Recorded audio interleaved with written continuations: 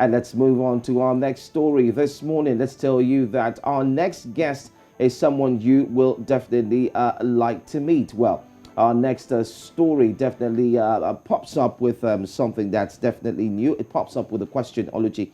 And the question is, what does it take to be a male feminist? Really? Well, yeah. What does it take to be a male feminist, by the way? Well, we have an amazing author joining us on the show today. Well, today we are spotlighting an author who is definitely letting us into the world, and his book called Souvenirs of a Broken Heart. Quite interesting, I must say, by the way. Oluchi, yeah, Souvenirs of a Broken Heart. Well, how does a broken heart have souvenirs? We will find out more right now as we have OPEMIPO Akin, a first-time author and a male feminist who definitely lives by the mantra of live and let live. Welcome to the show, OPEMIPO Akin. Thanks for joining us this morning on Breakfast Central. Good morning. Thank you for having me here. A male feminist? What does that mean, by the way, for a man and a feminist? Because this is clearly a title you hold so tightly. I thought it belonged to the women.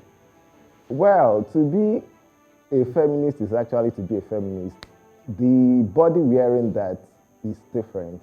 For me, I think feminism is not a thing of gender. I think it has to do with the mind and the perception of what you think is right. Do you think people should have freedom to themselves? There is a place of equality. Do you think people should be equal irrespective of the gender, the bodies they wear? I think that's where the whole feminism stems from. It's not about being a male or being a female, because when you bring in the gender into it, it becomes something that it wears a different perspective and a different face.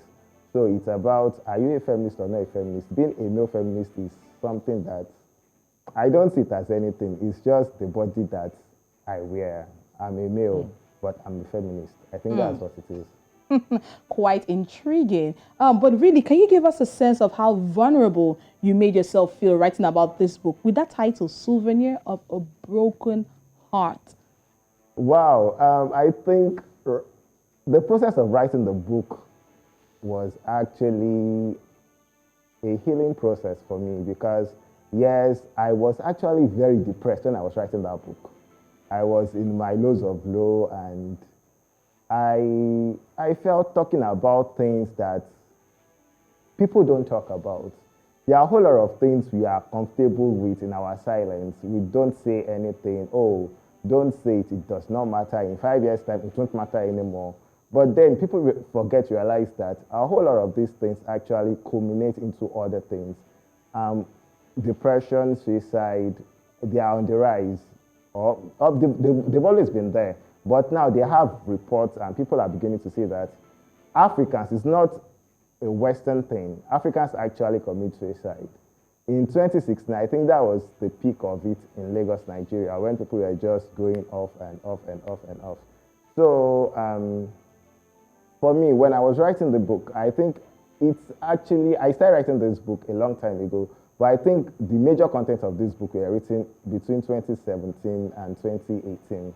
And I think that was when I was in my lowest of low, and it helped me actually got to that bottom flat where there was no place I was going else. I was already down. Then gradually I was able to build myself back up by going. There is that introspection it gave me, and it gives anybody that reads it. The introspection of, okay, I think there is a road I can lead to that leads out from where I am, and there is a light at the end of the tunnel. All right. Now, we know this generation, I mean, this year and this century we're in, things keep evolving. I mean, this generation, the kids are called Gen Z kind of people, where a lot of things that we would have taken for granted in the past, during our grandfather or forefather generation, is not taken for granted anymore. I'm talking about evolving relationships here. What's your take on that box of evolving relationships? Wow. You know, basically, a whole lot of people are comfortable with the big box. That's what the society accepts: the male, the female, the female, the male, and things in that pattern of relationship. That's the big box. That's what everybody sees.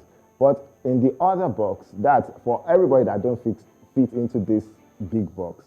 They fit into the other box, and then they call them names all of the alphabet in the world. Then now I'm not even talking about those, because at least those people have a name. There is an awareness of who they are and what they are. I'm not talking about them. I'm talking about those people that don't fit into either of these boxes. People that you don't know, people I don't even know, people, a whole lot of people don't know, but they know themselves. And it's what happens to these people? How do they choose? What form of expression? What do they wear? What form of expression do they exhibit outside for the people to see?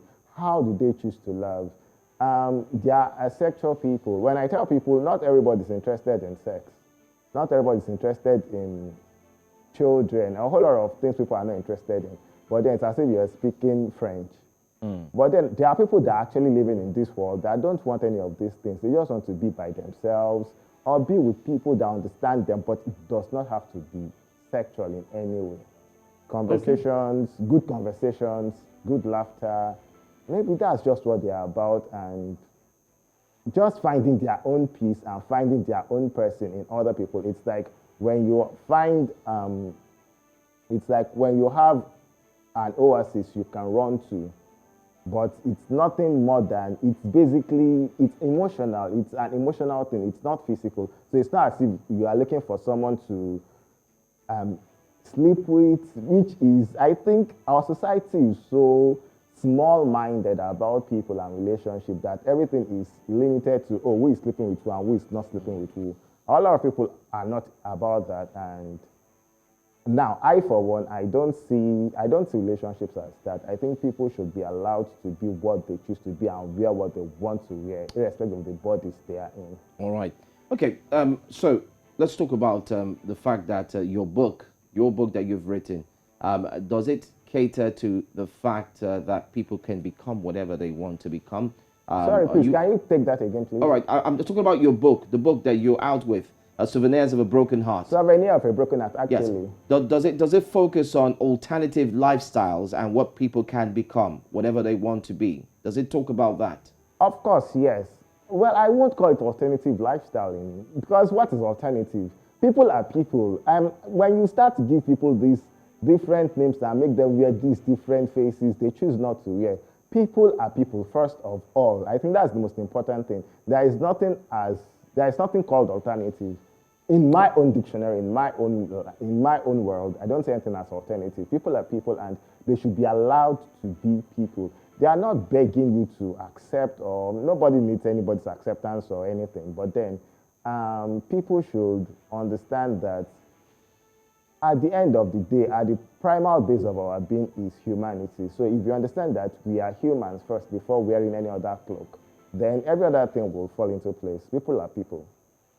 Quite interesting. Well, we look forward to possibly get a review of this book of yours, and possibly also get to know what the thoughts are of the readers and so much more. But I must say that you're coming out to bring this book to the audience is one thing, and of course, speaking about it as well, letting people know what the book is about is another. I want to say thank you so much for being here, OPEMIPO Akin. I will look forward to have you again to get to know how the book is doing.